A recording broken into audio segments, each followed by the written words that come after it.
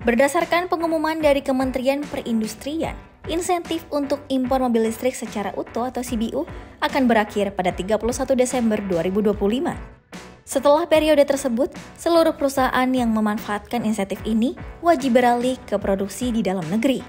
Peralihan ini dapat dilakukan melalui skema perakitan CKD atau Completely Knockdown, IKD, Incompletely Knockdown, atau dengan membangun pabrik baru.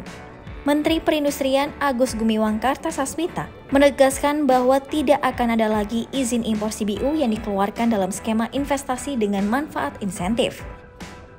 Menurut data Kementerian Perindustrian, 6 perusahaan telah menggunakan fasilitas insentif ini.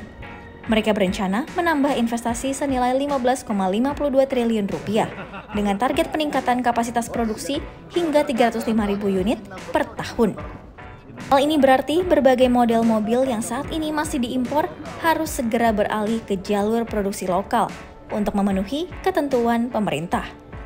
BYD menjadi pemain terbesar di industri mobil listrik Indonesia dengan rencana investasi senilai 11,26 triliun rupiah untuk mencapai kapasitas produksi 150.000 unit per tahun.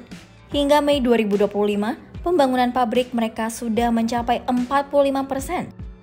Saat ini, berbagai model seperti Atto 3, Dolphin, Seal, dan MPV Premium Denza D9 masih sepenuhnya diimpor. VinFast, produsen mobil listrik asal Vietnam, VinFast juga sedang membangun basis produksi di Indonesia dengan investasi 3,5 triliun rupiah untuk kapasitas 50.000 unit per tahun. Menurut data Kemenperin, pabrik mereka sudah rampung 77% per Agustus 2025. Saat ini, VinFast masih mengandalkan impor untuk model seperti VF5 dan VF-e34. Model yang akan diproduksi pertama di Indonesia adalah VF3 yang merupakan mobil listrik mungil pesaing Wuling REV.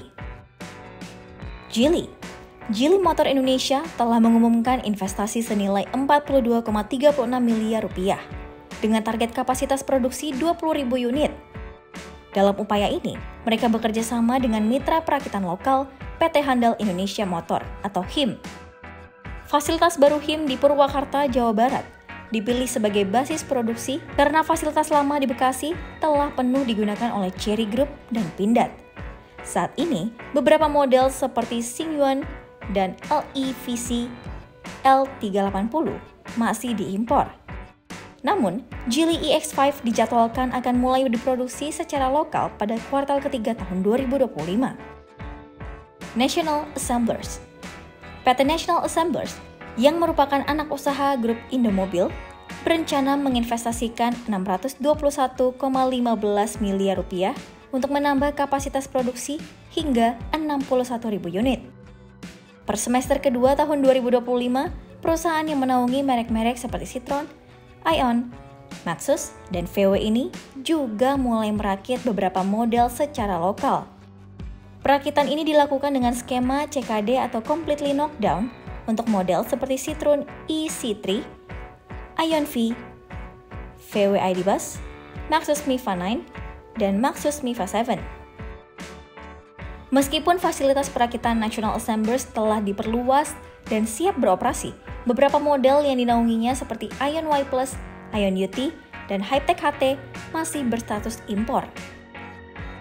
XPeng, PT Era Industri Otomotif, yang membawa merek XPeng, siap beralih ke produksi lokal dengan investasi senilai 76,46 miliar rupiah dan target kapasitas 20.000 unit. Sama seperti Geely, XPeng juga bekerja sama dengan PT Handal Indonesia Motor atau HIM di Purwakarta. Saat ini, model XPeng X9 sudah dirakit secara lokal dengan skema CKD, sementara XPeng G6 masih diimpor secara utuh. Inchcape, PT Inchcape Indomobil Energi Baru, yang memasarkan produk Great Wall Motors atau GWM, menginvestasikan 20,1 miliar rupiah untuk memperluas fasilitas perakitan mobil listriknya. Model Ora 03 menjadi bagian dari program ini. Dengan progres pembangunan pabrik yang sudah mencapai 83% per Agustus 2025, mereka menargetkan untuk dapat memulai perakitan Ora 03 secara CKD pada akhir tahun ini. Dengan berakhirnya insentif impor mobil listrik CBU, perusahaan-perusahaan di Indonesia kini ditantang untuk beralih ke produksi lokal guna memenuhi ketentuan pemerintah.